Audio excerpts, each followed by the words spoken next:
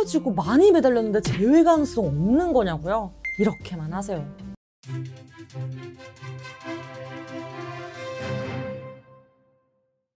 안녕하세요. 연애자격 가람쌤이에요.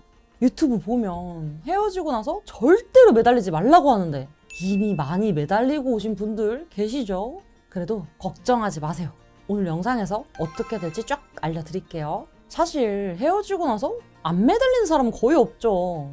울고불고 매달리기까지는 아니더라도 당연히 붙잡아 보려고 설득은 하게 될 거예요. 매달리면 내 가치가 다 떨어진다 이런 말들 많이 하는데, 그래도 희망적인 건 어차피 상대도 우리가 어느 정도 매달릴 건 충분히 예상했을 거예요. 물론 안 매달리고 바로 상담 신청한 경우보다 매달렸을 경우에 재회 가능성이 조금 낮아지긴 하지만 그렇다고 아예 방법이 없는 건 아니니까 지금 바로 알려드릴게요. 결국 상대가 매달리는 걸 싫어하는 이유는 정신적으로 스트레스를 받기 때문이죠. 그래서 우리의 연락을 경계하는 이유도 계속 매달리면서 괴롭힐 것 같으니까 차단을 하거나 심한 말을 하게 되고요. 그럼 이 상황을 해결하기 위해서는 내가 더 이상 그 사람을 불편하게 하지 않을 거라는 걸 보여줘야 돼요.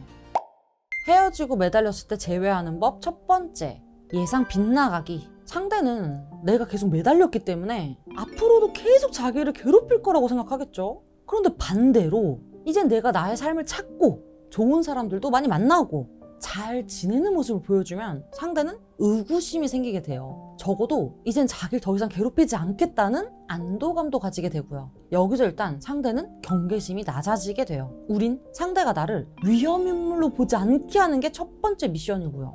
지금 상대는 나를 마이너스로 보고 있는데 0의 상태값까지 만들어 놔야 재회를 하든 다음 절차가 생기겠죠. 그런데 이런 말씀을 드리면 많은 분들이 슬픔에만 빠져서 행동에 옮기질 못해요. 그래서 재회라는 목표가 있다면 그에 맞는 투두리스트를 세우고 실천을 해나가는 게 무엇보다 중요하고요. 만약 혼자 하시기 너무 힘들다 하시는 분들은 전문가의 도움을 받는 걸 추천드려요. 왜냐면 상대에게 나라는 사람이 부정적으로 인식이 되었다면 그걸 긍정적으로 바꿔놓는 것부터가 급선무인데 사람의 인식이란 게 그렇게 쉽게 바뀌지가 않잖아요. 그만큼 우리도 철저한 준비와 계획이 필요하단 거죠. 여러분을 위해서도요. 헤어지고 매달렸을 때 제외하는 법 두 번째, 용건톡 보내기. 제가 앞서 말씀드린 1번이 다 충족이 되었다면 이제 슬슬 상대에게 다시 접근을 해볼 때예요. 이때도 여러분들은 이전에 내가 잘못한 게 많다 보니 겁을 먹게 되는데요. 그래서 우리는 상대가 최대한 스트레스를 느끼지 않으면서도 거절하지 않을 만한 내용을 보낼 거예요.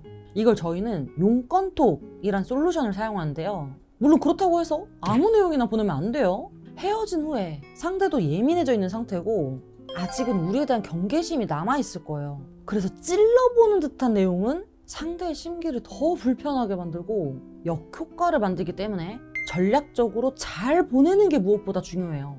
물론 이 연락 내용은 분석을 받아보는 게 더 정확하겠지만 쉽게 말해서 자꾸 우리의 감정, 우리의 관계 같은 상대가 불편해할 만한 내용이 아닌 공적인 연락을 보내는 거죠. 상대가 나를 기꺼이 도와줄 수 있는 부분이나 내가 상대를 도와줄 수 있는 부분 같은 공적인 연락이 좋아요. 실제로 상대한테 같이 키우던 강아지 관련해서 얘기하다가 서로 웃고 떠들면서 재회가 된 경우도 있고, 상대에게 주식 관련해서 물어보다가 어떻게 지내는지 안부도 주고받고 그 후에 내가 변한 모습을 보여줘서 재회가 된 경우도 많아요. 물론 그렇다고 해서 얼마 전까지 구구절절 매달리다가 갑자기 용건톡을 툭 보내면 좀 생뚱맞긴 하죠. 이럴 땐 내가 이별을 수용하고 상대가 이별을 선택한 이유에 대해 내가 이해하고 있다는 내용을 쿠션 역할로 보내는 것도 필요해요. 선생님, 저는 그럴 만한 내용이 아예 없는데요? 하시는 분들 계시죠? 그런데 막상 다 찾아보면 아예 없는 경우는 거의 없더라고요. 저희가 괜히 전문가가 아니잖아요. 찾아보면 분명히 있어요. 혼자 하시기 어려운 분들은 고정 댓글 링크 통해서 상황 자세히 보내주세요. 같이 의논해 드릴게요. 그리고 이런 용건톡이나 상대에게 어떻게 연락을 보내야 될지 모르겠다 하시는 분들은 관련해서 이 영상 추천드릴게요. 헤어지고 매달렸을 때 제외하는 법 세 번째, 서로의 마음 확인하기. 이렇게 1, 2번의 단계를 거칠 때 만약 상대가 너 진짜 나한테 마음 없는 거 맞아? 이 말이 나오면 재회는 80% 이상 성공이에요. 근데 문제는 이때 여러분들 뭐라고 답하실 건가요?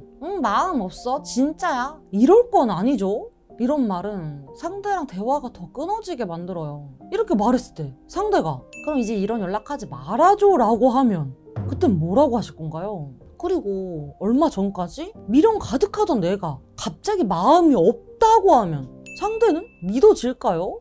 헤어진 후에 우리는 말 한마디 한마디를 신중하게 해야 돼요. 그럼 이럴 때 어떻게 해야 되느냐? 이거 진짜 꿀팁인데, 너에 대한 마음이 아예 없다면 거짓말이지. 근데 또 한편으로는 너랑 이렇게 편하게 지내는 것도 나쁘진 않다고 생각해. 우린 꼭 연인 관계가 아니더라도 서로를 위해주고 다른 사람들한테 털어놓지 못하던 것들도 서로에게 털어놓던 사이잖아. 이렇게 우리의 관계를 다시 세팅해 줘야 돼요. 다짜고짜 응 마음 없어? 이렇게 하는 게 아니고요. 재회는 진짜 전략이에요. 이때가 중요한데 혼자 하시고 망하는 분들이 너무 많아요.